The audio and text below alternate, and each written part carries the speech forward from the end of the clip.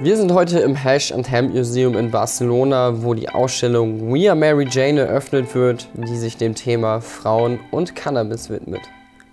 Die Ausstellung untersucht die Rolle von Frauen in der Cannabisbranche.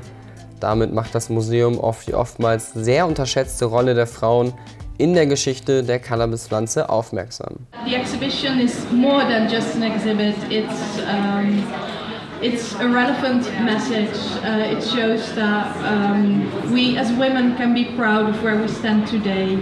And I think we are very grateful for the cannabis plant to offer us these opportunities to become doctors, researchers, lawyers, artists, activists, whatever. And for me that was one of the most important things to realize, to connect with all the women in the industry now, to discover what they have to say, and that's exactly what the Barcelona team has done with this concept of We Are Mary Jane.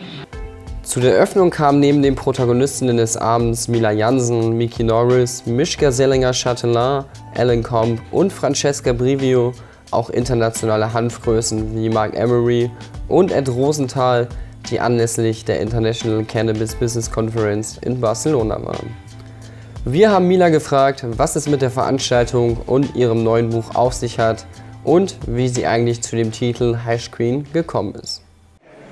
Well, in the first place, of course, half the population is women, and many women have a strong feeling for plants in general, and for marijuana in particular, and many women like to make themselves useful in many different ways. Some are good at cooking or knitting or something, and there's a large group that find fulfillment for their lives with cannabis, and I see that's very good. And of course it helps the whole movement, and many times it is even better that women talk for the movement maybe than men. They get a bit more like that, and women can get things done maybe easier. Yeah. My whole life I never had any position like this at all. So for me, the last years that in America they called me the Queen of Hash suddenly, and then everything just, it's amazing, and I'm really proud, and I'm quite surprised and happy and everything. In Boston they say it's wicked awesome, man. Yeah. So I first started to smoke in Amsterdam in '64, and at that time in Amsterdam was only hash. Then I hitchhiked and moved to India and stayed there for 14 years, till '88. It was only hash. Then in '88 I come back to Amsterdam. Suddenly there's 300 coffee shops, and 300 coffee shops selling weed. I never used the weed, and it didn't suit me. I don't know, I like the hash. But the hash that these coffee shops were selling was like 4th grade Moroccan. And I was very spoiled in the Himalayas. And from Afghanistan we used to get. So this was very good quality, so I couldn't. And then I realized, because over there I'd been helping and learning how the people make the hash. So I thought, well, I'm growing weed now.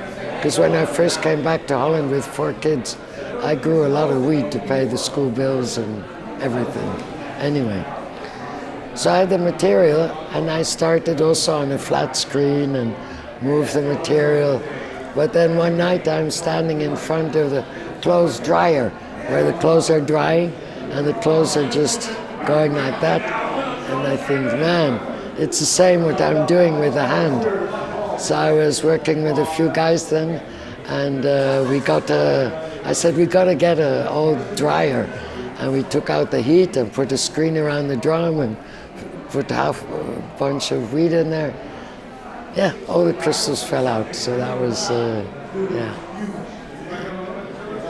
I wrote a autobiography. So, and it was 50 when I invented the pollinator. So a lot of things happened before that time that are also in the book. People were asking me so many times, so many things, and then they said, why don't you just write it? A few people. And I was very good friends with Mishka, And she always said, if you do it, we can do something. So in the end I did it, but it took me 11 years. Wow. I'm not a very disciplined writer. Well, I'm not in favor of weed being available in a pharmacy. I'm also not so much in favor of either the coffee shops or the clubs, or in America they have the dispensaries. They're all money-making projects. And we used to have a movement in Holland that medical people could get everything half price, the weed.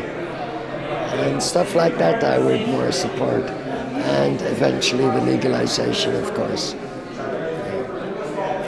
But also the use of hemp for making bricks and houses, and there's so many uses for the hemp apart from the hash and the weed and everything. It's an amazing plant.